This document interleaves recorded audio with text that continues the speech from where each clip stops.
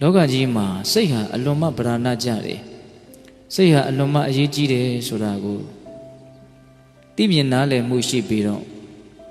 ဆင်းရဲဒုက္ခရောက်ကြတယ်ဆိုတာမကောင်းတဲ့စိတ်တွေကိုအခြေခံပြီးတော့ပြုကြပြောကြတွေးကြလို့သာလေဆင်းရဲဒုက္ခဖြစ်ကြရတယ်ဆိုတာကိုရှင်းရှင်းလင်းလင်းမသိရဘူးလားဗျာသိရတယ်ဒါကြောင့်ပိဋကပေါင်းတော်ကောင်းတို့ဆင်းရဲဒုက္ခတစ်စုံတစ်ခုကြုံလာပြီဆိုလို့ရှိရင်ဒါကိုယ့်ရဲ့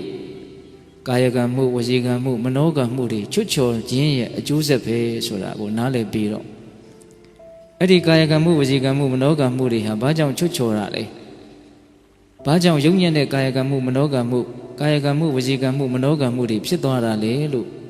ထပ်ပြီးတော့စစ်ကြည့်လိုက်တော့လည်းပဲဒီမကောင်းတဲ့စိတ်မှာသွားပြီးတော့အရင်ကတွေ့ရတယ်စိတ်ထားကမကောင်းဘူးဆိုလို့ရှိရင်ဒီနေရာဖြင့်မကောင်းတဲ့စိတ်ကလေးဖြစ်နေတဲ့အခိုက်ဆိုလို့